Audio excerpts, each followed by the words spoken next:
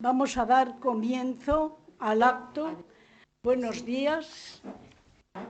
Y en primer lugar me van a permitir que dé la bienvenida a las personas que me acompañan esta mañana. En primer lugar, en la mesa, señor conseller de Sanidad de la Comunidad Valenciana, también académico de nuestra institución. Gracias por estar aquí, a pesar de que sabemos que vive inmerso desde hace unos meses en los complejos y variados problemas de nuestra sanidad pública. Por eso le agradecemos el que hoy nos acompañe. Y aprovecho para desearte, Miguel, toda la suerte del mundo en tu tarea. Bienvenido, señor decano de la Facultad de Medicina, que además ostenta la representación de la señora rectora de la universidad, ilustrísima presidenta del Colegio de Médicos, ilustrísimo señor secretario general de la Real Academia, directora de Atención Sanitaria, doña Marian García Layunta, director gerente y director del Hospital Clínico de nuestro hospital, presidenta de la Academia de Enfermería, presidente de honor de nuestra Junta de nuestra Real Academia, queridos académicos y académicas, excelentísimas y ilustrísimas autoridades.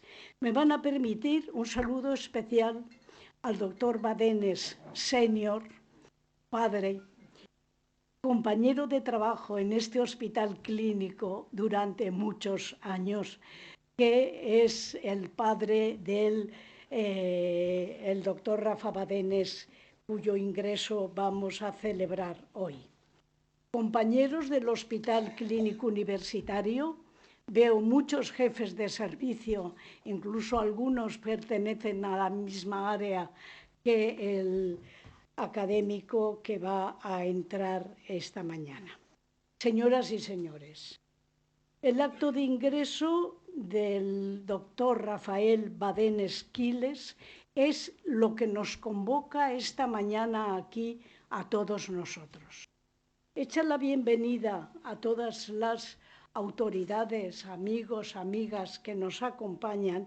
Yo le voy a ceder la palabra al ilustrísimo académico don José Anastasio Montero Argudo, querido académico, que va a ser el que presente la trayectoria profesional del doctor Rafael Badenes Quiles.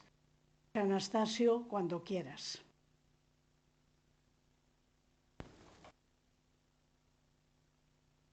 Bueno, excelentísima, ilustrísima presidenta de la Real Academia de Medicina y Ciencias Afines, honorable conseller, ilustrísimo señor decano, ilustrísima señora presidenta del Colegio de Médicos, excelentísimos e ilustrísimos señores académicos, distinguidos colegas, familias y amigos del doctor Rafael Badenes, señoras y señores.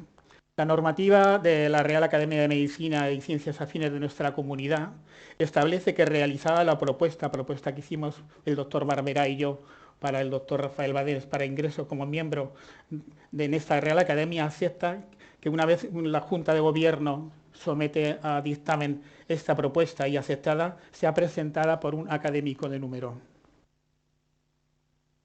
Así es para mí un honor y un privilegio el hacer la presentación del doctor Rafael Badenes Quiles en su ingreso en la Academia como académico correspondiente en esta ilustre y centenaria Real Academia. Quizá uno de los temas también importantes es mi vinculación al doctor Badenes. Tengo y aprovecho esta oportunidad para expresarle mi amistad, mi admiración y afecto, sobre todo porque yo lo conozco desde hace muchísimos años, es íntimo amigo de mi hijo Javier y mi hija María Jesús, ambos médicos, y con él me ha unido siempre una tremenda amistad. Protocolariamente me corresponde hacer un breve resumen bibliográfico y un resumen también de su currículum vitae.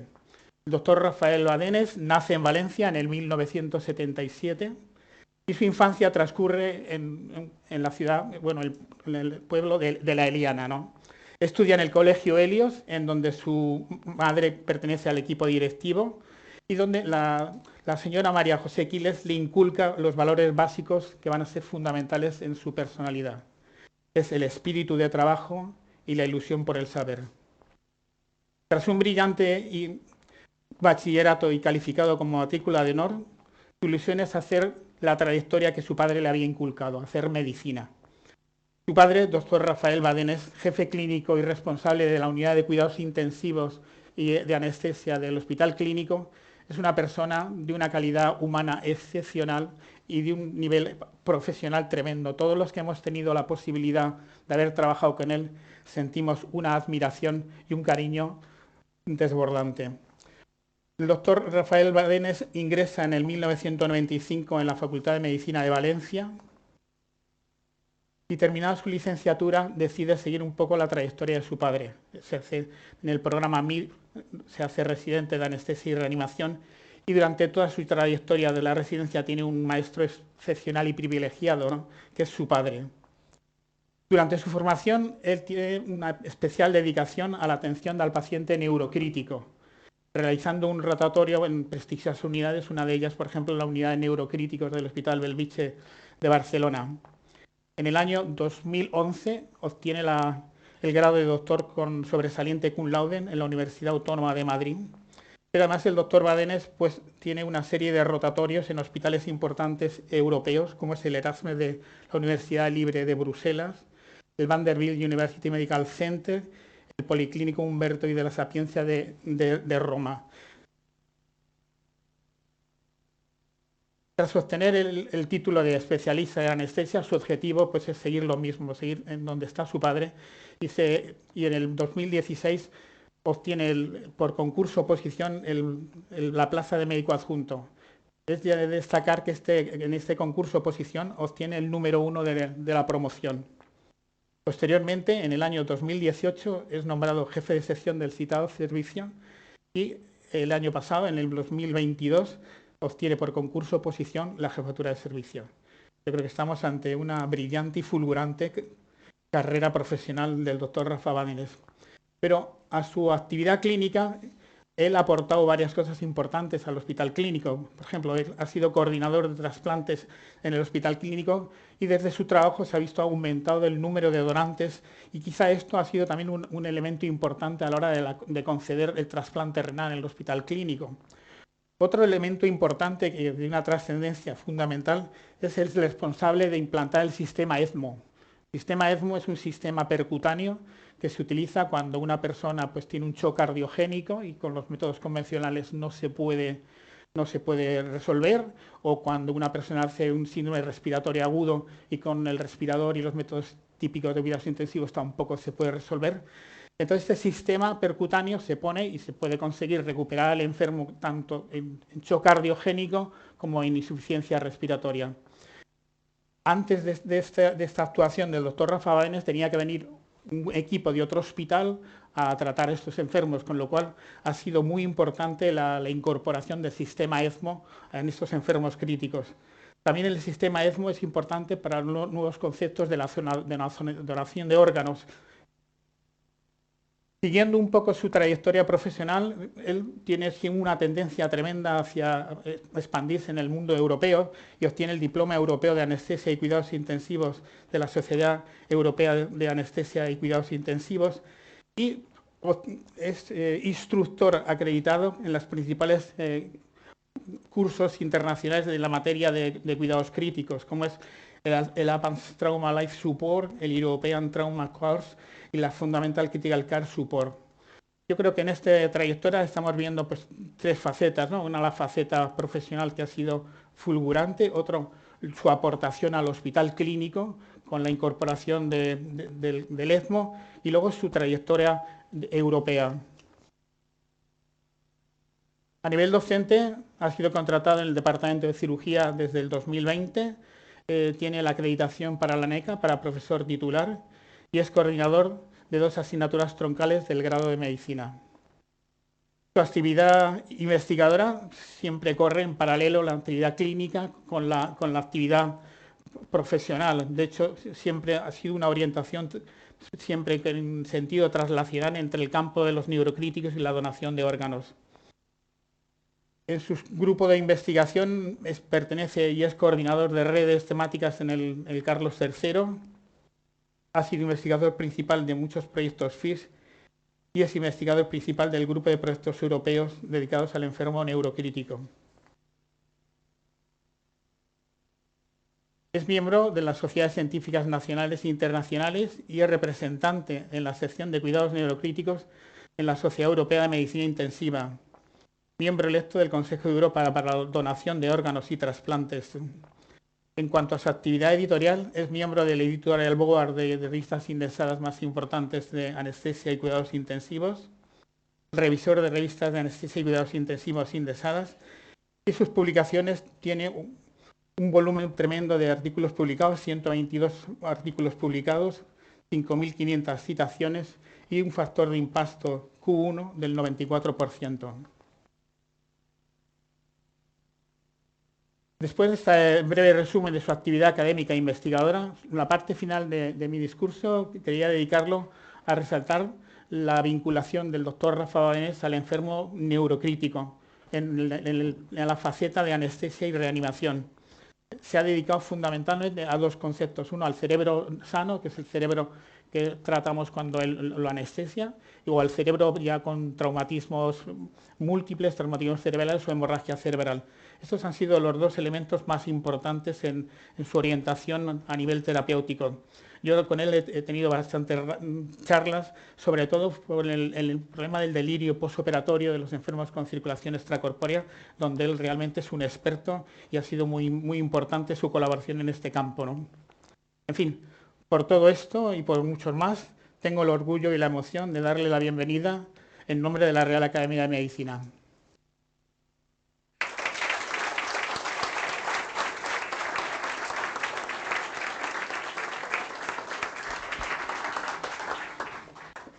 Muchas gracias al profesor Montero por su presentación, que ha reflejado cuál ha sido claramente la trayectoria profesional del doctor Rafael Badenés. A continuación, el doctor Rafael Badenés Quiles va a pronunciar su discurso de ingreso como académico correspondiente en nuestra institución.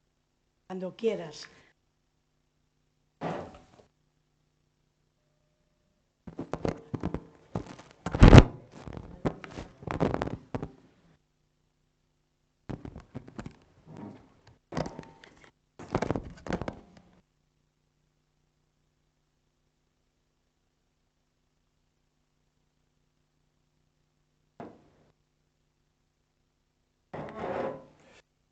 Buenos días. En primer lugar, empezaremos.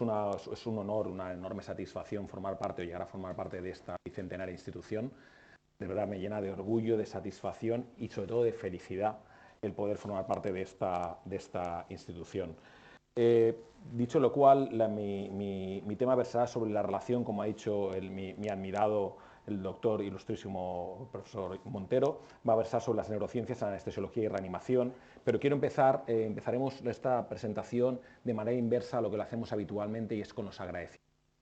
Empecemos con los agradecimientos a la Real Academia de Medicina de la Comunidad Valenciana por considerar apta mi propuesta por parte del doctor Montero y por parte del doctor Barberá para formar parte de esta bicentenaria institución. Quiero agradecer muchísimo a su junta directiva y quiero agradecer muchísimo a la excelentísima presidenta el haber considerado mi aportación en el campo académico para formar parte de esta institución. Este es el primer agradecimiento que quería mostrarles. Luego quiero agradecer las amables palabras del doctor José Anastasio Montero. El doctor José Anastasio Montero, también se lo digo, intentaremos dar una vertiente además de científica, una vertiente personal. El doctor José Anastasio Montero, yo le admiro personalmente desde que era muy pequeño. Como saben ustedes, nos une una vinculación, yo siendo estudiante, propiamente estudiante de bachillerato, siendo muy amigo de su hijo, y viendo la pasión con la que transmitía sus conceptos de la medicina, llegando muy tarde a casa, además, porque además éramos vecinos en esas circunstancias. Quiero agradecer, y no hay que pasar, una vez a los agradecimientos personales, a todos los componentes de la mesa, empezando por la excelentísima presidenta de la Real Academia, por favor, por el ilustrísimo señor decano, por el ilustrísima presidenta del Colegio de Médicos, en este caso además por el ilustrísimo secretario general, al presidente de honor de la Real Academia, a la directora general de asistencia sanitaria, en este caso también a todo el equipo directivo que tenemos del Hospital Clínico, que siempre me han apoyado muchísimo, tanto la dirección gerencia, la dirección médica, la dirección de enfermería y la dirección económica. Y no por último, no dejarlo al último, sino como más importante, al muy honorable conseller por formar parte, que muchísimas gracias, doctor Mínguez, por formar parte de este día, ¿no? De este día tan importante para mí. Luego, entrando ya en materia, en la materia hay dos personas que sí que deberíamos de citar. Uno es el profesor Chuliá. El profesor Chuliá, que si somos lo que somos es gracias al camino que estableció el profesor Chuliá en su tiempo. La especialidad es una especialidad joven, es una especialidad que ahora verán por qué les comento que es realmente joven, pero el profesor Chuliá inició lo que yo considero que es la anestesiología actual. Es el verdadero pionero de los conceptos de la anestesiología, reanimación y terapéutica del dolor que estamos actuando anualmente. Y estaremos eternamente agradecidos los que hemos seguido la senda que él abrió en su día. Por otro lado, al doctor Manuel Barberá, otro de las personas que aplicó para que pudiera ser miembro de la Real Academia, como maestro de maestros, y también quería refrendar como uno de los líderes en el campo de la anestesiología, junto como contactado. Y es de bien nacido ser agradecido, y yo les diré que siempre he tenido una vertiente muy europea, una vertiente muy internacional para trabajar, y relacionarse con gente buena hace que uno parezca más realmente bueno de lo que realmente es. Y esto es una realidad. Y entonces en este caso el profesor Wessely de la Vanderbilt University me brindó la posibilidad de poder trabajar con él, y el profesor Fabio Tacón y la profesora Chiara Roba, que son coetáneos míos, me han podido llevar a cabo una red de investigación y de asistencia que no sería la misma sin ellos, es decir, rodearse de gente tremendamente buena. Siempre he entendido la investigación, la traslación como una actividad internacional, no podemos centrarnos solo en lo que hacemos en el hospital clínico o en un hospital, y entonces esta es una de las características fundamentales. Fíjense, el día del éter, se supone que es el inicio de la anestesiología. El doctor John Warren extrae un tumor de cuello a un paciente previamente anestesiado por William Morton el 16 de octubre de 1846. Esta institución a la que hoy trato de formar parte es más longeva que el inicio de la anestesia, porque data de 1831. Imagínense si estamos hablando de una especialidad relativamente joven que tiene menos tiempo el inicio de la especialidad que la trayectoria que tiene la institución en este caso, ¿no? Los inicios no siempre fueron fáciles. Aquí tenemos la fallida intervención de Horace Wells recreada en un grabado de la época. Los inicios de la anestesiología no siempre fueron fáciles. La anestesiología, para que todos ustedes lo sepan, la mayor parte de ustedes lo saben, quiero que lo tengan presente, se encarga, digamos, de cuatro vertientes. Una es la anestesiología perioperatoria, es decir, todo el manejo que hacemos para poder llevar a cabo todo tipo de cirugías, de cualquier tipo de índole. En segundo lugar, nos ocupamos de los cuidados críticos, en las unidades de cuidados críticos de anestesia, en las unidades de cuidados críticos quirúrgicas y traumáticas. En un tercer eslabón, y no menos importante, ha habido un crecimiento exponencial en la asistencia en áreas fuera de quirófano. Es decir, hoy en día, por ejemplo, un 5 o un 10% de los anestesiólogos están trabajando en las unidades de endoscopia digestiva, están trabajando en las unidades de radiología intervencionista, están trabajando en las unidades de fertilización in vitro. Es decir, tenemos muchísima actividad para que se pueda llevar a cabo técnicas diagnósticas y terapéuticas con el menor posible, con el menor repercusión o con el mayor confort posible para estos pacientes. Y ya como último eslabón, y no menos importante, somos los responsables de las unidades de dolor agudo y crónico. Estos serían los cuatro pilares básicos de los que versa mi especialidad, mi reciente especialidad. Pero yo siempre he tenido una especial predilección por ver lo que pasaba con el cerebro. La neurociencia siempre me ha apasionado desde muy pequeño. Antes comentaba con la profesora Leal, con la excelentísima presidenta, que siempre, ya cuando estudié la asignatura de psiquiatría, siempre había una relación con las neurociencias, la neurología, la anestesiología en este aspecto, y voy a versar de manera sucinta y en torno a unos 10 minutos por campo mis particularidades o mi aportación al cerebro sano, al daño cerebral agudo, como ha dicho el profesor Montero, como ha dicho el doctor Montero anteriormente, al delirium y luego, en último caso, a la muerte por criterios neurológicos y trasplante de órganos. Entrando en materia, des en cuenta que mi especialidad es tremendamente asistencial. Nosotros somos tremendamente asistenciales, pero yo no concibo como persona académica la vinculación y el engranaje entre la asistencia, la docencia y la investigación. Siempre, desde que ya era muy joven, desde que era incluso estudiante de medicina, he considerado oportuno que tenía que haber un engranaje, sobre todo con una especialidad tan eminentemente práctica como es la nuestra. Y verán que eso es eso. Lo primero que cayó en mis manos, esto fue uno de los referentes, yo soy muy mitómano. Entonces, Emery Brown es uno de los mitos a los que yo consideré. Cayó ya siendo residente de primer y segundo año, un artículo publicado en New England Journal of Medicine que habla de las diferencias entre la anestesia general, el sueño convencional y el paciente que está en coma. Y empieza a haber algunas similitudes al respecto entre el sueño convencional, entre el coma y la anestesia general. No olviden que cada vez que ustedes, que yo o que cualquier paciente está sometido a una anestesia general, le estamos induciendo un coma tóxico.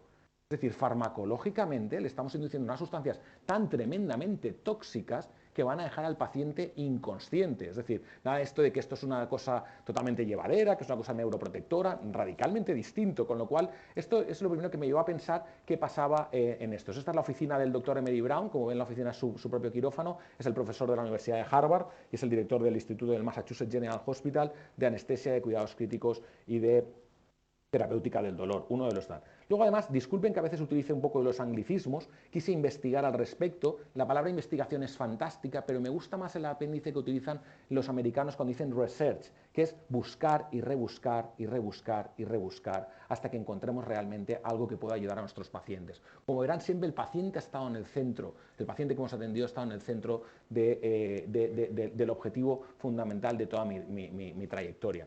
El profesor Thomas Cecil Gray hace la triada de la anestesia general y nos dice, muy bien, en la anestesia general, y esto ustedes lo saben, hay tres componentes. Uno es la hipnosis, que es la pérdida de la conciencia. Por otro lado está la relajación neuromuscular, que es dejar al paciente inmóvil. Y en otro lado está la analgesia. Son tres pilares independientes.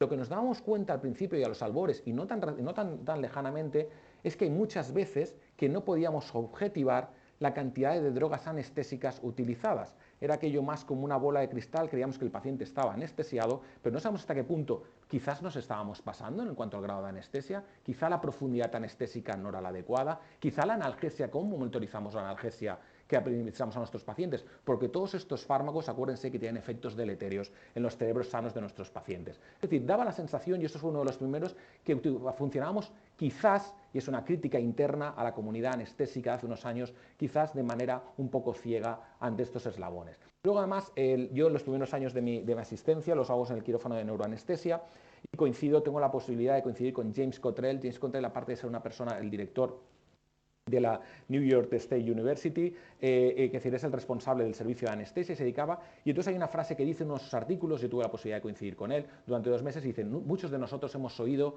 a nuestros amigos o familiares decir aquello como que desde que se ha operado de cirugía, como decía el doctor Montero, desde que se ha operado de cirugía, él no es el mismo, él no puede pensar tan bien, él ha dejado de ser feliz, por el mero hecho de ser sometido a una intervención quirúrgica, que no solo la anestesia, evidentemente también coincide la cirugía, la cascada inflamatoria, podríamos estar hablando múltiple y largo tal. Este es James Cottrell, que ya le digo, es una persona con un encanto increíble. Pero fíjense en Miguel Delibes, vamos a algo más cercano y algo más nacional, más español como nosotros. Miguel Delibes, que falleció en el 2012, él mismo dice que él murió en Madrid el 21 de mayo de 1998 en la mesa de operaciones de la Clínica de la Luz. Y esto lo dice él. En el quirófano entró un hombre inteligente y salió un lerdo.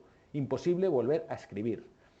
Lo noté enseguida, no era capaz de ordenar mi cerebro, la memoria fallaba y me faltaba capacidad para concentrarme. Esto lo dice un escritor tan prolífico como Miguel Delibes por el mero hecho de haber sido sometido a una intervención quirúrgica, en este caso un cáncer de colon con complicaciones postoperatorias. Es decir, estábamos hablando, entonces me empieza a preocupar de manera sobremanera importante qué ocurre con los cerebros sanos de los pacientes.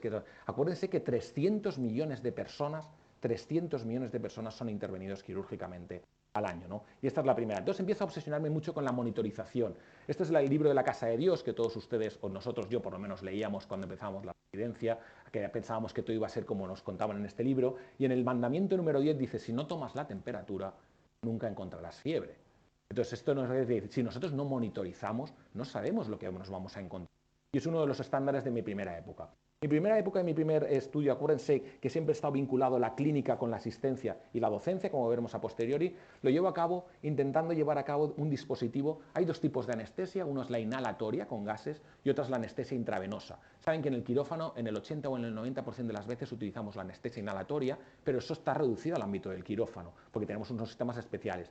Esto quisimos describir y fuimos pioneros en el mundo en describir un dispositivo que nos permitía administrar anestesia inhalatoria en un ambiente de cuidados críticos, donde anteriormente no se puede llevar a cabo. Esto fue objeto de mi tesis doctoral. Este es el dispositivo, que llamamos Anaconda, por las siglas de Anesthetic Conserving Device, Lo más importante es que aquí estaba el anestésico, el agente anestésico en estado líquido que se volatilizaba cuando se ponía en contacto con este dispositivo, con el anaconda. Pero lo más importante, y como verán, como estoy obsesionado con el tema de la monitorización, es que si utilizas anestesia inhalatoria, eres capaz de monitorizar continuamente la dosis del fármaco anestésico exhalado, a diferencia de la anestesia intravenosa. Es decir, ya podíamos decir cuánto anestésico le estábamos administrando a nuestros pacientes o no con un sistema de extracción de gases. Por favor, sí que les recomiendo que no lean el artículo, es tremendamente complejo, es muy farmacocinético, es muy duro de leer, a pesar de ser mi tesis doctoral, ya les recomiendo por favor que no lean el artículo, que simplemente describimos como que era un sistema en el que permitía decir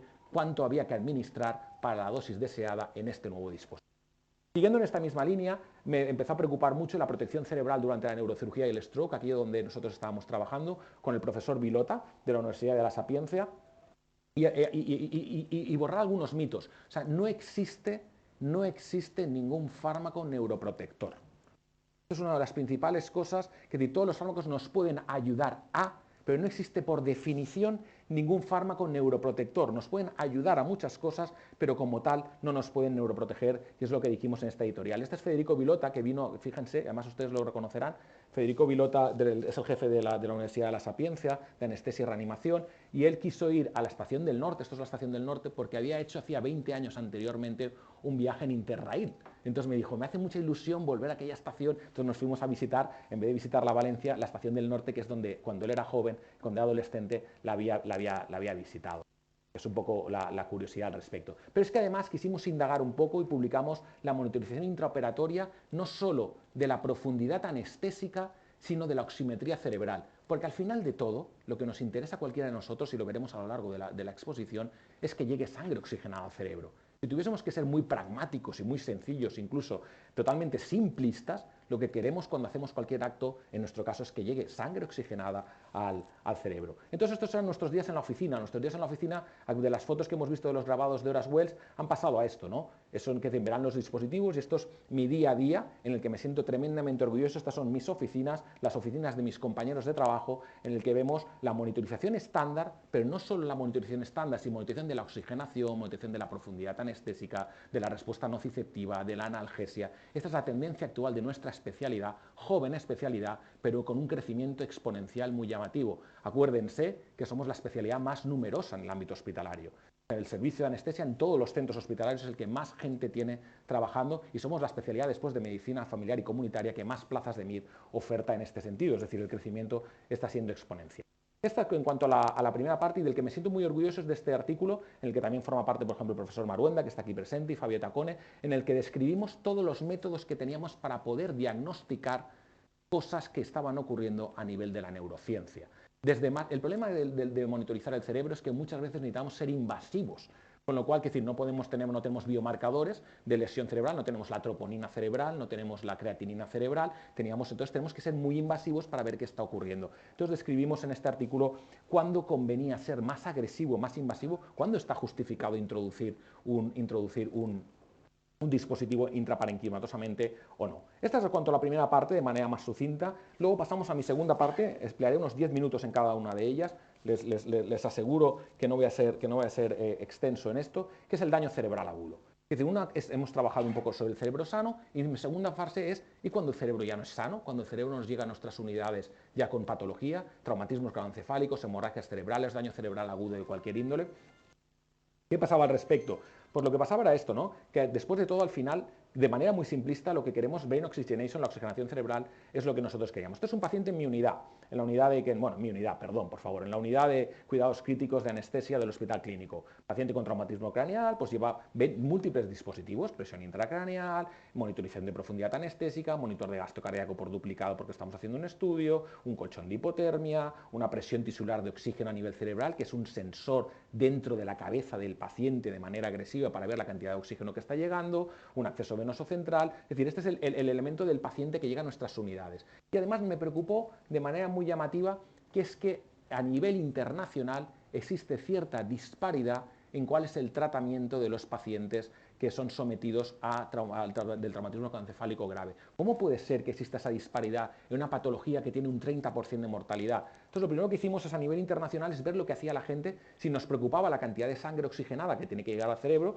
pues vamos a ver con qué límites transfunden. Saben todos ustedes que la hemoglobina es el principal transportador de oxígeno, pues vamos a ver con qué límites. Y nos sorprendió gratamente este artículo que firmamos en Critical Care, que es una revista del Decil 1, con un factor de impacto de 20. Entonces nos preocupó que, fíjense la variabilidad. Hay gente a nivel internacional que transfunde con gramos de 7, otro con gramos de 8, otro con gramos de 9, otro con gramos de 10, de 11, de 12. Es decir, una heterogenicidad que de verdaderamente no se debería justificar, ¿no? Pero además uno ya no solo le gusta que publiquen, y eso es una cosa que siempre he intentado inculcar a mi reciente y joven grupo de investigación, no solo que publiquen, sino que además seamos citados y que esa publicación aporte algo, no es el mero hecho de ir acumulando publicaciones. Fíjense, en este caso, Xiaowen English, que es la responsable de Critical Care de Toronto, publica si la hemoglobina es buena para la oxigenación cerebral, y en cuanto a los artículos citados, saben que en estas revistas, en las Current Opinion, por ejemplo Critical Care, tienes que poner y justificar por qué has citado a los artículos, y los puedes catalogar como normales, con un puntito es con uno de especial interés y con 2 puntitos es de especial interés.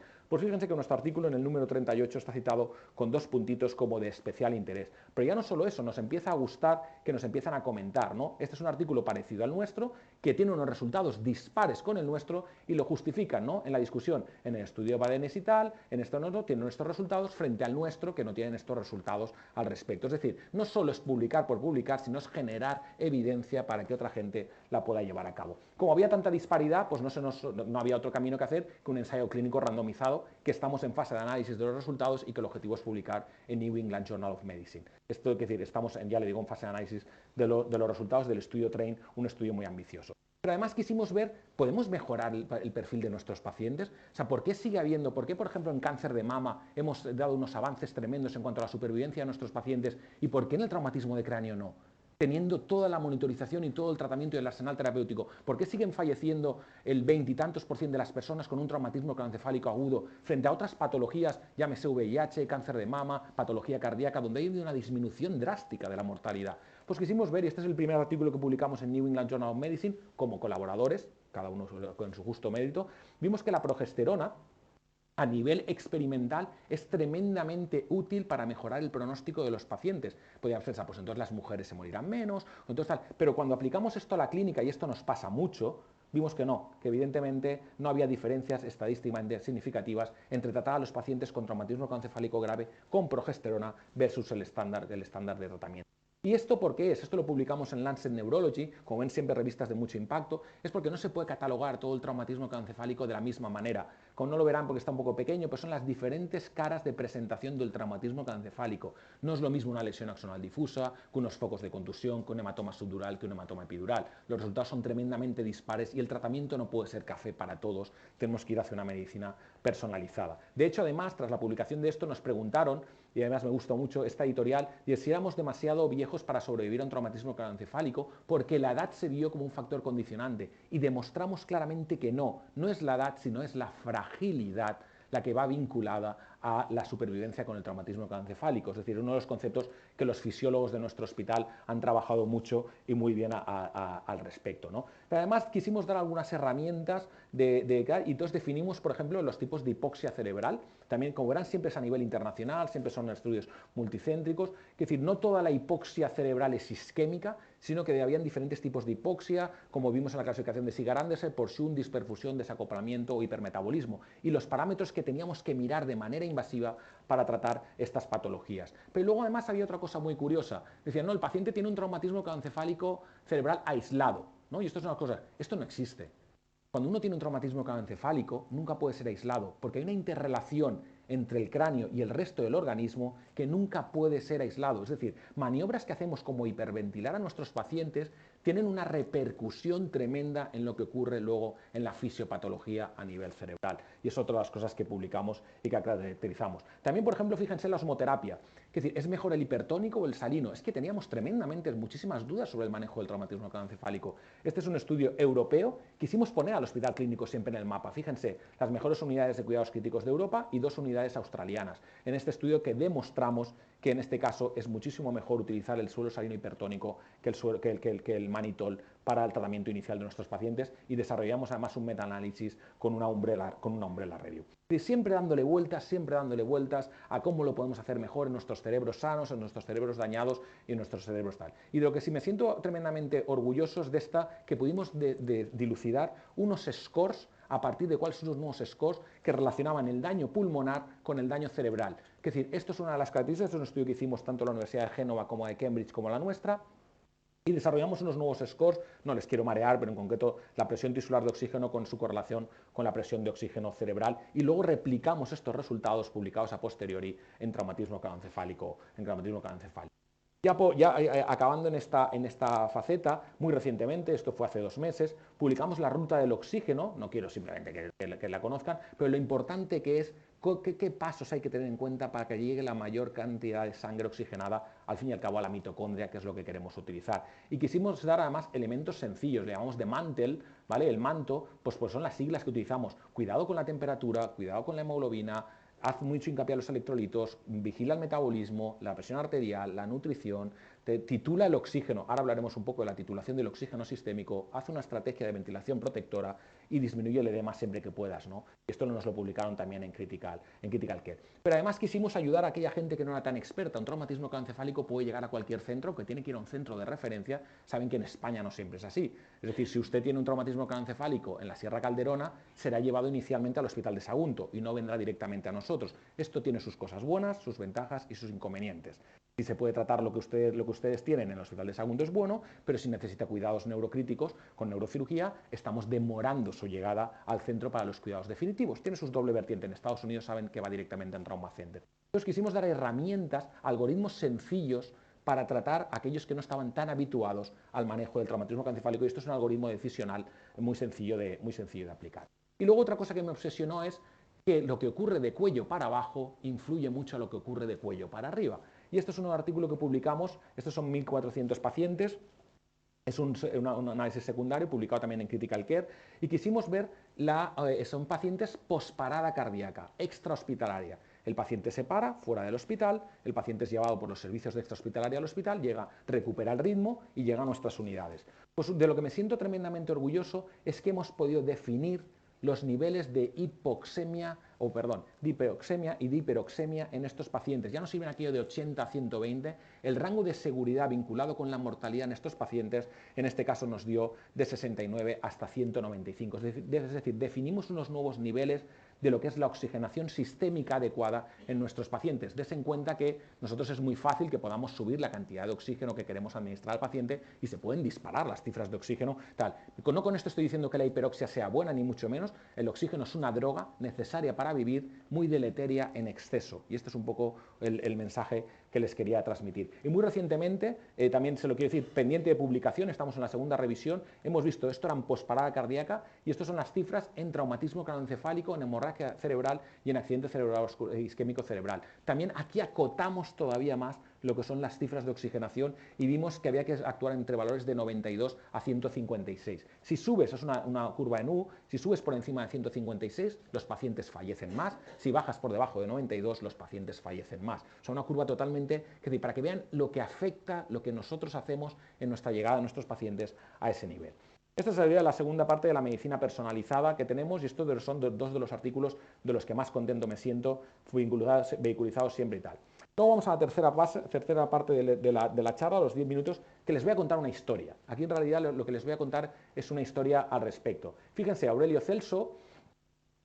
Cornelio Celso, que vivió en el menos 25 a.C. hasta el 50 después de Cristo, ya hace una referencia en su libro de la medicina clásica. Es un libro, he tenido dificultad de acceder a él, pero hay algunas copias por internet que son fantásticas, y habla de manifestaciones de delirium en pacientes con infección de la herida y traumatismo de cráneo.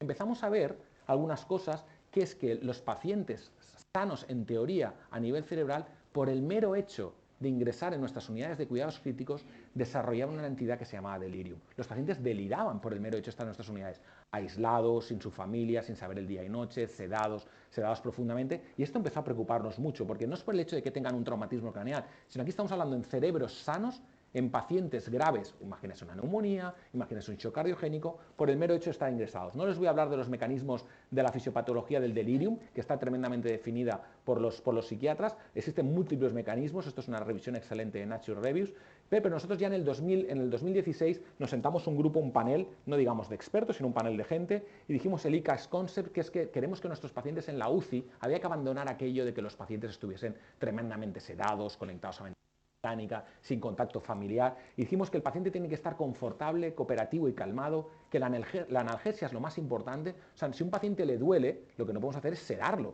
Si a un paciente le duele, hay que darle analgesia al paciente. Y si luego, si necesita, para tolerar los procedimientos que llevamos a cabo, algo de sedación, pues la mínima sedación necesaria para. Y además quisimos humanizar nuestras unidades. Saben que anteriormente no se podía entrar en las UCIs, o entraba un periodo muy restringido, y esto lo hemos abierto y hemos puesto a la familia en el centro tal. Y además dijimos algunas cosas. Las benzodiazepinas, y esto no es una campaña en contra de las benzodiazepinas, son tremendamente deleterias en nuestro entorno.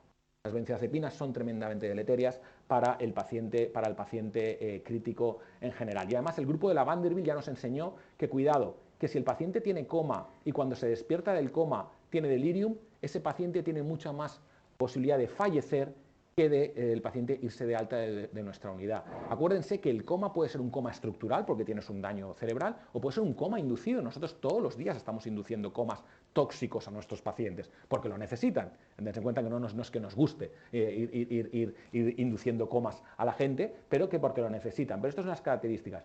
Dice, ya, Rafa, eso está muy bien, pero ¿es tan importante que un paciente esté una hora delirando en nuestras unidades? Porque al fin y al cabo delira un rato, tiene alucinaciones, tiene tal. ¿Esto tiene implicaciones? Es un predictor independiente de que el paciente fallezca en nuestra unidad. O sea, el mero hecho de que por lo que está significando que el paciente está desarrollando subsecuentemente. Entonces, esta es una de las características que quisimos ver. Para esto se desarrolló una campaña internacional que se llama de la A a la F, donde se decía que había que valorar primero el dolor, que era la A, había que poner al paciente y despertar al paciente lo más precozmente y ponerlo en ventilación espontánea. La C era de la elección del sedante, totalmente quitando las benzodiazepinas. Había que hacer una valoración del delirium, que es la D. Había que hacer una movilización precoz. Antes no se concebía el paciente dormido en nuestras unidades. Cuando mi padre trabajaba hace 20 o 30 años, no es que lo hicieran mal, es que era la práctica habitual. El paciente estaba sedado, sin movilizar, sin ningún tipo de tal. Hay la movilización precoz, y se le dio mucha importancia a la familia como elemento fundamental, vertebrador, y forma parte del tratamiento de nuestros pacientes en las unidades de cuidados críticos. Cuando aplicamos estas medidas en más de 15.000 adultos, se disminuye el tiempo de estancia en UCI, se disminuye el tiempo de estancia en el hospital, y lo más importante, disminuye el fallecimiento de nuestros pacientes. Un outcome tan robusto como el tema de la mortalidad, ¿no? Pero llegó entonces, teníamos del 2000 a 2015, el 80% de nuestros pacientes, por el mero hecho de ingresar en nuestra unidad, deliraban. El 80%, 8 de cada 10, por el mero hecho de estar ingresados en una unidad, tú estás tranquilamente, sufres un infarto agudo de miocardio, estás despierto en la unidad, estás 3 días, no tienes contacto familiar, no tienes visión, y entonces tienes por la noche una alucinación. Aplicamos este grupo de medidas y pasamos a un 45 o un 50%. Pero claro, llegó nuestro temido COVID a nuestra presencia, y les voy a contar un poco la historia. Fíjense, llevamos esto cuando preparé la charla, que creo que fue pues, el 21 de marzo, más de 6 millones de gente fallecida por el COVID. O sea, esto no es baladí, muchísima gente.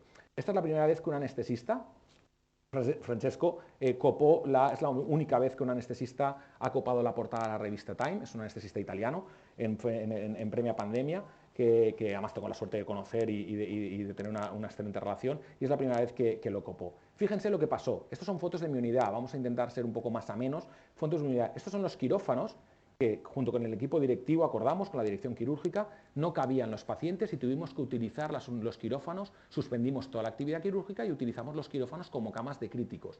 Como ven, 2 pacientes por quirófano en cada uno de los quirófanos. Todos los quirófanos del hospital, excepto los de urgencia, ocupados por pacientes críticos. Esto es la foto desde la puerta del quirófano, cómo teníamos a nuestros pacientes. Estos son pacientes en la propia unidad de cuidados críticos, con el sistema que ha comentado anteriormente el doctor Montero, con un ECMO.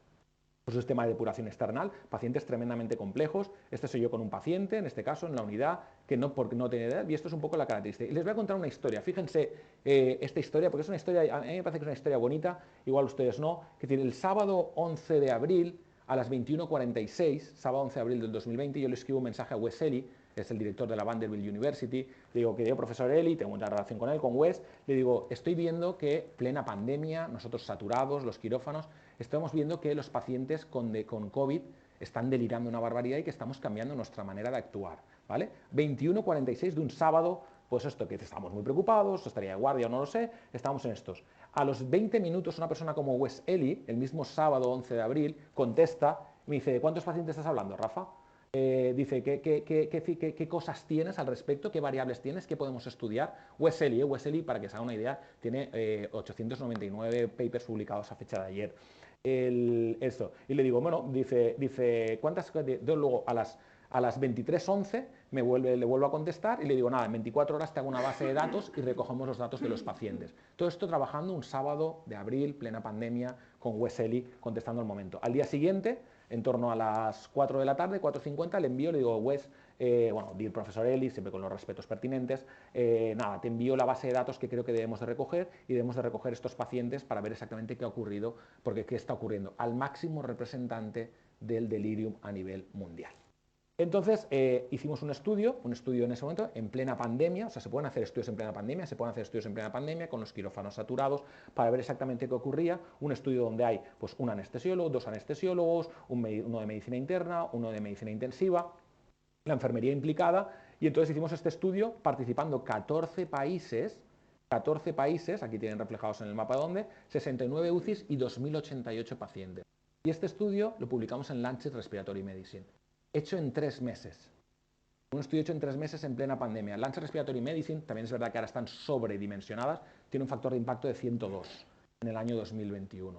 Es decir, entonces para que vean un poco cómo se ha podido hacer al respecto. ¿Y qué dijimos aquí? Pues vimos cosas que lamentablemente sabíamos, que estábamos utilizando muchas benzodiazepinas a nivel mundial, esto no solo son los datos del clínico, esto es a nivel mundial, que estábamos utilizando muchas benzodiazepinas, que teníamos a los pacientes, el 80% de nuestros pacientes los teníamos en coma, por el mero hecho de tener COVID cuando ingresaban a nuestras unidades. Quizá fuese por miedo, quizá fuese porque no queríamos utilizar ventilación mecánica no invasiva, quizá nos diese miedo que nos contagiásemos a los propios profesionales y por eso intubábamos más a los pacientes. Hay múltiples especulaciones al respecto, pero estábamos tratando a los pacientes como hacía 20 o 25 años. Y eso es es decir, hay que entonar el mea culpa también al respecto. Los médicos estábamos saturados, teníamos 72 pacientes críticos cuando mi unidad es de 14, pero estábamos tratando a los pacientes de una manera quizá más similar a lo que hacíamos hacía 20 o 30 años. Fíjense que el segundo día de estancia en nuestra unidad, el 80% de los pacientes estaban en coma. Esto no ocurre. Si ahora vamos a mi unidad a esta unidad que hacemos un paseo, el 20% de los pacientes estarán en coma. El 80% restante están despiertos. Entonces estamos haciendo un cambio tal, pero imagínense además el 90% casi ventilados mecánicamente, ¿no? Y además no dejábamos visitar a las familias, en menos del 5%, no hacíamos visita virtual, porque incluso en los principios, acuérdense, primera ola de la pandemia, un tremendo temor, desconocimiento, es decir, añadamos todos estos tal. Y luego ya empezamos, pues fíjense, este soy yo, ya intentando que los pacientes se comunicasen con sus propias familias a través de los gadgets que tenemos, el teléfono, el iPad, es decir, intentamos, pero acuérdense que en aquella época, sin vacunas, sin tal, el miedo era terrible, y el miedo de los propios profesionales, de la enfermería, de los auxiliares, de los médicos, era terrible al respecto, ¿no? Y dilucidamos esto. Y además, si les pones benzodiazepinas a tus pacientes, deliran el 60% más, pero es que es más, si les visita la familia, aunque sea virtualmente, deliran muchísimo menos, un 60% menos, que es lo que vimos en el estudio. Quisimos dar las gracias también al INCLIVA, como desde INCLIVA, desde el Instituto de Investigación, fuimos capaces de liderar un estudio internacional publicado en la mejor revista de cuidados críticos, ¿no? Y dar las gracias también a todo este grupo de gente, celadores, auxiliares, enfermeras, TK, es decir, que son los que realmente también muchas veces están a pie, pues nosotros pasamos de un box a otro, pero los que tienen una asistencia a pie de cama fueron estos pacientes, ¿no? Insistir un poco en esta característica, como nos dijo Miguel Delibes, la presencia del delirium lleva pareja un deterioro cognitivo, alteración física y cognitiva, depresión, estrés postraumático y peor calidad de vida de nuestros pacientes por el mero hecho de estar ingresados en nuestras unidades o de haber sido sometido a una anestesia general. Esto es muy serio y había que estudiarlo y había que titularlo, ¿no? Además, estamos muy contentos que en las diferentes, esto es un estudio reciente que ha dicho cuáles son los principales hitos en cuanto a la sedación, pues en el 1995 las primeras guías de sedación, las terceras guías en el 2013 y en el 2021 cita nuestro estudio el COVID-D como lo que no hay que hacer en cuanto a la sedación. Y quisimos ahondar más. Yo saben que estoy muy obsesionado con la monitorización y hace poco una conferencia de consenso de expertos internacionales de los que yo formo parte, dijimos que los monitores de profundidad anestésica previenen si eres capaz de titular la dosis de anestésico y previenen la presencia de delirium. Además hemos visto, y esto lo hemos publicado en Live hace 2 semanas, hemos visto que no tiene por qué haber diferencias entre una cohorte de pacientes con COVID versus no COVID. El distrés respiratorio se comporta de manera muy similar en el paciente COVID que en el paciente no COVID, independientemente de la etiología, ¿no? Y esto está. Es una foto que nos hicieron, que vinieron además de los americanos para ver cómo hacíamos, una foto además que hicieron muy bonita, no es mérito mío, estoy yo mirando por la ventana de la ventana del quirófano sin entrar a ver el paciente, por eso se ve reflejado. Entonces nos dijeron que había que ir hacia adelante, o sea, no podía ser que habíamos retrasado nuestra asistencia 20 años atrás, y es verdad, que por múltiples motivos, y estos son defendibles todos, pero estábamos tratando a los pacientes de manera distinta. Ya por último, en los últimos 10 minutos, hablaré de un entorno radicalmente distinto, que como ha comentado antes el doctor Montero, que es cuando no podemos salvarle la vida al paciente, es decir, muy bien, Rafa, tú estás muy preocupado por el traumatismo craneoencefálico, por la hemorragia cerebral, por el accidente cerebrovascular isquémico, pero llega un momento en el que el paciente fallece y un 30% de los pacientes fallecen. Pues quisimos determinar en nuestras unidades cuáles eran los criterios internacionales de muerte cerebral o muerte por criterios neurológicos. Y lo primero que me llamó la atención es la disparidad y la heterogeneidad que existe en cuanto a la definición de estos criterios a nivel internacional. Lo publicamos en Neurology y entonces ven que dependiendo del país donde estás, puede ser que estés muerto o no. Y esto que suena así de raro, dependiendo del país, es decir, los criterios de muerte cerebral, no digo muerte por parada cardiorrespiratoria, de muerte cerebral, pues son distintos en el Reino Unido que en España.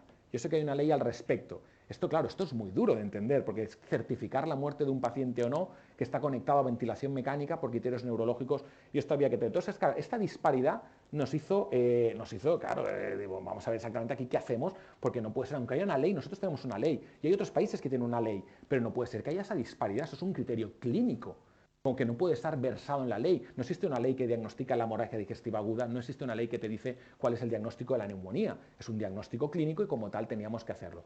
Nosotros participamos, y este es uno de los que me siento más orgulloso, en el World Brain Death Project, el proyecto de muerte cerebral mundial. Soy el único español y solo teníamos 2 europeos, con el objetivo de hacer unos criterios estandarizados, publicados en JAMA, unos criterios mundiales de aplicación para que los criterios de muerte encefálica o muerte por criterios neurológicos fuesen los mismos en todo el mundo, porque tienen muchas implicaciones, ¿no? Además nos incorporamos, es un estudio tremendamente largo, con 17 suplementos, pues cómo diagnosticaros si iba a un ECMO, cómo diagnosticaros en el paciente pediátrico o neonatal, cómo diagnosticaros si el paciente ha sido tratado con hipotermia, es decir, con sus particularidades, con sus diferentes suplementos, ¿no? No les quiero marear en eso. Y muy recientemente, esta semana pasada, nos han aceptado el cómo mejorar la calidad en la determinación de los criterios neurológicos en todo el mundo, publicado con Ariane Lewis, que es la responsable de New York, y conmigo mismo y con Matt Kirchen, que trabaja en la Universidad de Pensilvania.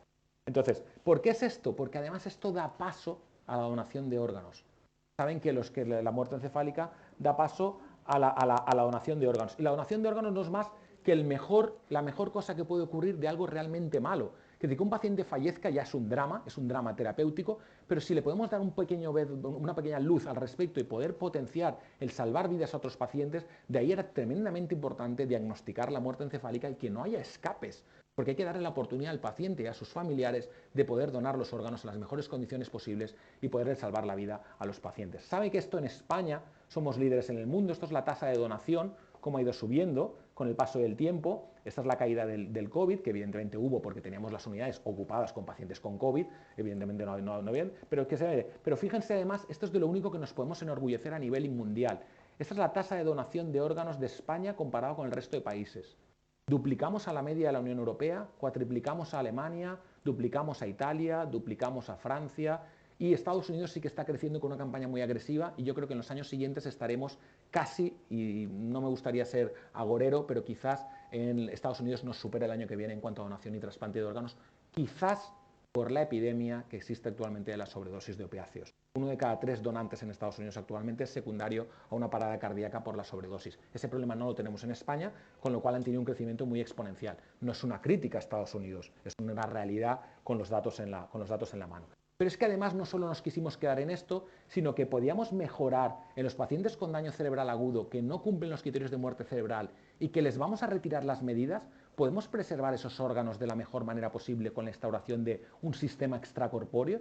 Y es el sistema del ECMO, ¿no? Entonces, por ejemplo, esto nos permitió la donación a Asistolia y hemos sido los primeros en el mundo en que, por ejemplo, Emma, una española de 13 meses, la primera del mundo en recibir un trasplante de intestino en esta nueva modalidad de donación en asistolia. Fíjense el mapa del mundo. La donación en asistolia, esta nueva vertiente que les estoy contando, solo la tenemos en los países europeos en su doble modalidad, que es controlada y no controlada. Mucho trabajo por hacer, líderes en el mundo en todo esto. Esto es un artículo que nos acaban de publicar en Artificial Organs, y dice, ya Rafa, eso está muy bien, pero cuando el hospital no tiene ECMO, cuando el paciente, por ejemplo, va a fallecer en un hospital de Sagunto, o esta misma tarde, por ejemplo, que hay una donación en asistolia en el hospital de Elche, ¿qué hacemos?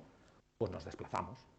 Hemos creado un equipo de ECMO móvil, igual que se desplazan los cirujanos a hacer la extracción, hay un equipo de ECMO móvil y nos desplazamos. Y somos la única comunidad de todo el mundo donde el 100% de las donaciones en asistolia están preservadas con ECMO. De hecho, esta tarde, y no es ficticio, esta tarde a las 3 de la tarde va un equipo al hospital de Elche para hacer la donación. Este es el ECMO y este es tal. ¿Por qué? Porque los pacientes, cuando están cuidados con esta tecnología, van mucho mejor a nivel renal, a nivel hepático. Vale. Unas fotitos de lo que hacemos.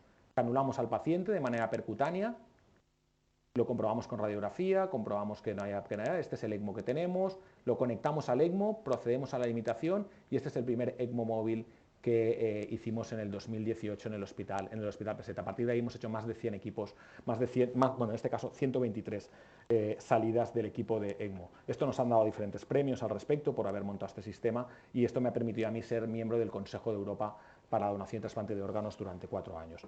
Ya para acabar, otro de los mitos, me gusta mucho leer las biografías, hay muchas muy buenas y otras muy malas, de Albert Einstein, pero desde luego es insano hacer lo mismo y esperar resultados diferentes. Nosotros siempre, de manera nuestra especialidad, de manera camaleónica, ha intentado adaptarse a los cambios e ir adaptando las circunstancias para poder llevar a cabo. 2 palabras acerca de la docencia. La docencia quiero reflejar que mi vertiente, como he dicho anteriormente, también ha sido docente. Quiero agradecer también públicamente al profesor Palanca, al profesor Chulia en su momento y al profesor Palanca el apoyo mostrado desde el primer momento en la unidad docente de anestesiología, porque le hemos dado a la anestesiología el punto importante que tiene. Es decir, actualmente tenemos el 50% de una asignatura troncal de anestesia, esto en otras universidades no existe, tenemos el 50% de urgencias y emergencias, tenemos las prácticas tuteladas de anestesiología y urgencias y hemos creado una asignatura de fundamentos de cuidados intensivos y tratamiento del dolor. No puede ser que nuestros alumnos de medicina, donde la mayor parte de ellos, lo primero, elegirán medicina de familia y comunitaria, pero lo segundo, la mayor especialidad hospitalaria que van a escoger es anestesia, no sepan lo que hacemos. Por lo menos tendrán que saber simplemente por número qué ocurre a qué nos dedicamos. Y además Albert Einstein, y esto ya es una típica curiosidad, yo la primera vez que apliqué, yo fui primero profesor asociado asistencial, luego pasé a contratado doctor, ahora me han acreditado a titular, pero fíjense que Albert Einstein, esta es la carta del decano de la Universidad de Berna, donde rechazan la entrada de Albert Einstein como profesor asociado porque tiene unas teorías muy radicales en cuanto a la concepción. Entonces yo, la primera vez que apliqué, y eso os lo digo honestamente, para ser profesor asociado asistencial, no conseguí la plaza, fui rechazado y fue con otro candidato. Me sentí tranquilo y muy halagado cuando vi que a Mr. Einstein le pasó exactamente lo mismo en la Universidad de Berna cuando entró a la universidad.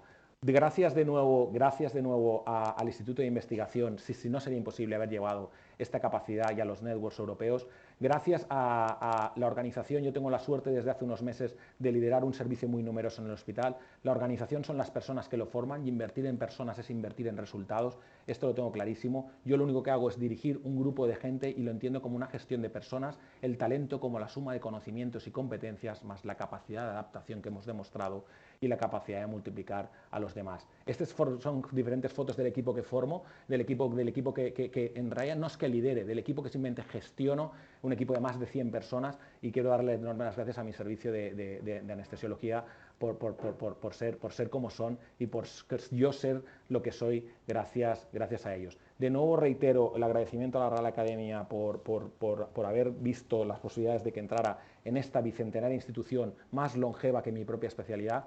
Y dar por último, sin olvidar, muchísimas gracias a mi familia, que ha sido uno de los apoyos fundamentales en cuanto al desarrollo personal, profesional, a cada uno de los miembros de mi familia, cada uno en su parcela. De verdaderamente no sería nada de lo que soy sin el apoyo que he recibido desde que era muy pequeño.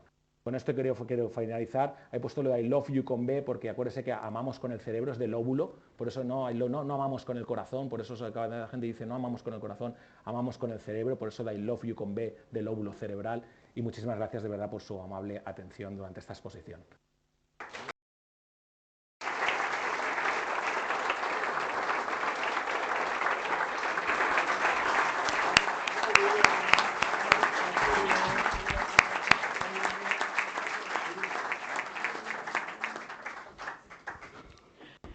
Muchas gracias, Rafa.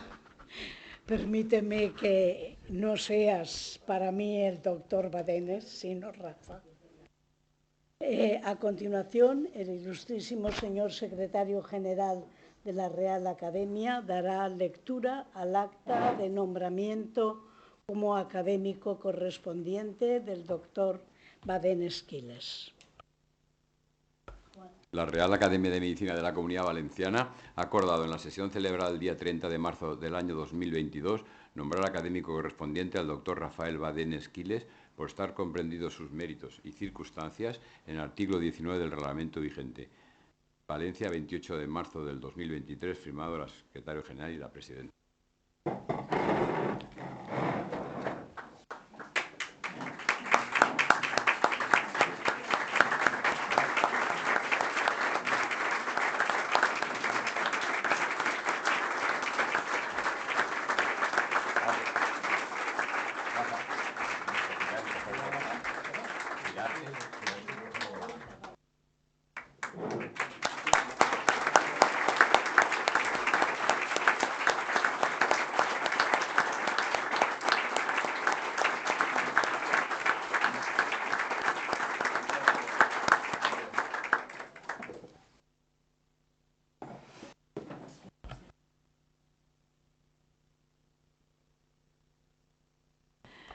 Pues para terminar, unas breves palabras. Mi más afectuosa enhorabuena al nuevo académico doctor Badenes Quiles por su excelente discurso, pues su excelente trayectoria. Y gracias y enhorabuena también a su presentador, el doctor José Anastasio Montero, que ha glosado muy bien esta trayectoria. Enhorabuena a su familia, en especial, como ya he mencionado antes, a su padre, pero claro, toda la familia tiene la misma importancia, me imagino, si no tu madre puede entender que ella es menos. El problema es que a tu padre le conozco más. Yo conozco a Rafa Badenes, permitidme que le llame Rafa, desde sus tiempos de estudiante de medicina, alumno aventajado, inteligente, estudioso y también reivindicativo, y que junto con todos los residentes, aunque él no fue residente de psiquiatría, vinieron después, a mí me recuerda aquella famosa obra de teatro de Arthur Miller, Todos eran mis hijos. Creo que con mi edad puedo decir que todos los estudiantes que han pasado por aquí y todos los residentes de psiquiatría eran como mis hijos. Su discurso se ha centrado en las neurociencias y en especial en el cerebro. ¿Por qué? Evidentemente porque el cerebro es el órgano clave de la actividad profesional de su especialidad. Dice que la anestesiología es una especialidad muy joven, incluso más joven que la Real Academia de Medicina, que se inició en 1831, y si no recuerdo mal, has dicho que la anestesiología empezó en 1846. Por lo tanto, aún les llevamos una ventaja. Menos mal que no has dicho que era más joven que yo. Y, por supuesto, su principal finalidad, cuando nació, era inducir la inconsciencia para que los cirujanos pudieran trabajar con tranquilidad. He de mencionar aquí, aunque él ya lo ha hecho, a dos personas de las que tengo un recuerdo imborrable. Con los dos he convivido, con los dos he trabajado, que son Vicente Chuliá y Manuel Barberá. Ambos claves en el desarrollo de la anestesiología en nuestra comunidad. Y los que hay aquí que pertenecen a ese mundo los conocen bien. No sería justo no haberlos mencionado hoy aquí, porque ellos fueron los pioneros y los que además hicieron muchísimo trabajo en pro de esta especialidad. Resumiendo muy brevemente, porque ya lo ha hecho él de una manera extensa, el doctor Badenes ha centrado su exposición en varios aspectos. Los anestésicos en sujetos sanos, es decir, aquellos en los que se induce un coma tóxico-farmacológico que precisa una monitorización especial. De hecho, aunque no se hacía así en mis tiempos, creo que ahora es obligatorio que el paciente que va a ser sometido a una intervención quirúrgica reciba una explicación y una intervención del anestesista que va a ocuparse de él previamente a la intervención. Porque, no nos engañemos, creo que todos los que hemos tenido que pasar por quirófano, yo afortunadamente aún no he tenido esa necesidad, han podido sentir miedo. Y esa intervención ha disminuido el miedo, como lo ha disminuido la aparición de anestesias epidurales, locales, etcétera, etcétera. Por otra parte, la segunda parte de su exposición se ha centrado ya en los cerebros que tienen patologías claras. Bueno, algunos cerebros sanos después de la anestesia, y nos ha puesto el ejemplo de Miguel Delibes, algunos enfermos sanos pueden tener secuelas posteriores. Pero él se ha centrado en los cerebros con patología. Patologías por traumatismos cráneoencefálicos, por procesos neurodegenerativos y en el caso de que se ha visto durante la pandemia, porque algunos pacientes con COVID también tenían este tipo de alteraciones. Evidentemente, yo no voy a entrar a hablar de este tema, ni soy experta, y él lo ha explicado muy bien, y creo que sus trabajos de investigación han merecido el máximo respeto internacional. Hablo también de la aparición de patología psiquiátrica, como el delirium, y todas las posibilidades que se pueden hacer para evitar que el delirium, que ese cuadro confusional, como se llamaba tradicionalmente, que muchas veces es efímero, que muchas veces es muy pasajero y se resuelve fácilmente, hay que tenerlo en consideración, porque además podría dejar secuelas, sobre todo en pacientes en los que hay una historia psiquiátrica previa y pueden ser más vulnerables para ello. Pero no solamente el delirium, hay otras patologías que podríamos decir psiquiátricas, yo no diría menores, sino menos trascendentes, como por ejemplo la ansiedad.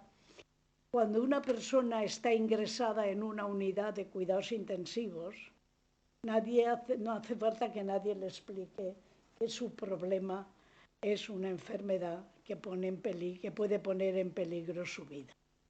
Por tanto, la ansiedad, el miedo, a lo que se une muchas veces la necesaria soledad y aislamiento que la unidad requiere y que han tratado de paliarse a lo largo del tiempo, programando de alguna manera la atención a estos pacientes que yo recuerdo, permítanme que como soy muy mayor, recuerde que aún había pacientes que pedían, y Rafa padre se acordará bien, que en las unidades de cuidados intensivos hubiera un reloj, por lo menos saber en qué hora del día estaban, porque si no el aislamiento era continuo.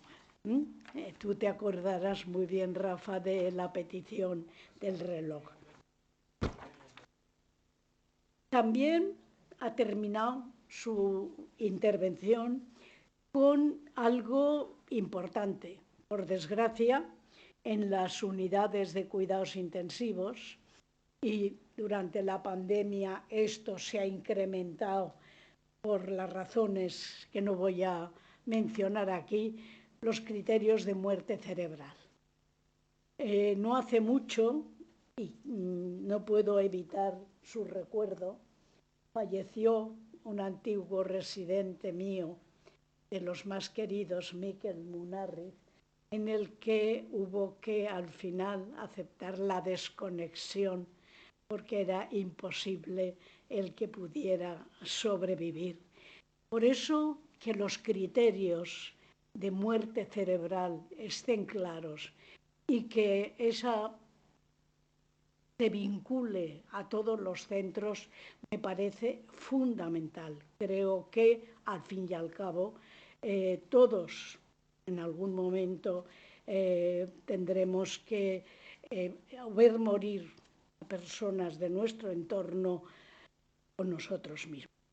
Pero no sería justo si yo terminara estas palabras sin mencionar hoy la dedicación de las unidades de cuidados intensivos y reanimación, no solo durante la pandemia, sino siempre. Han sido el centro clave en este hospital y en muchos otros para esta patología, en la que todo el personal sanitario, y aquí no hay que hacer un reconocimiento solo a los médicos, a los anestesistas, todo el personal sanitario ha sido el bastión sobre el que se ha asentado el problema.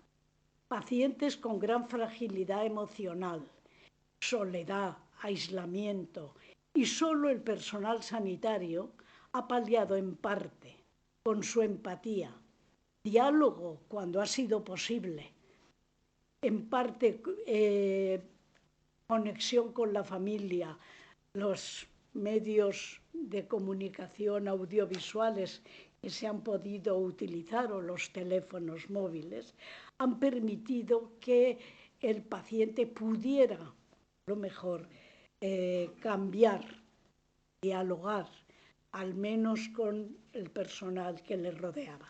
Porque como decía el poeta Blas de Otero, siempre nos queda la batalla.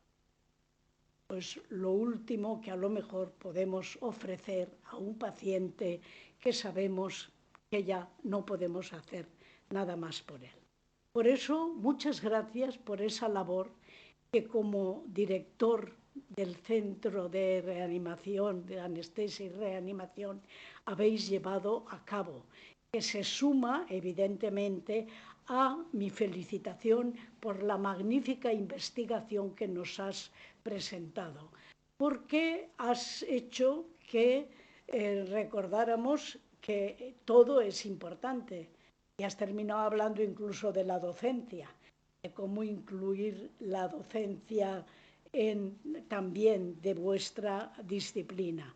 Pero sumar la labor asistencial a esa investigación da muestras de la gran calidad profesional del doctor Baden-Squiles. Te repito la enhorabuena de esta Real Academia, que te recibe con orgullo y afecto y que espera contar siempre con tu colaboración. Muchas gracias a todos por su asistencia a este acto que además nos da, creo, una sensación de tranquilidad de que al frente de esta unidad hay personas tan responsables que van a hacer todo lo que buenamente y humanamente puedan por nosotros. Muchas gracias por su asistencia. Buenos días.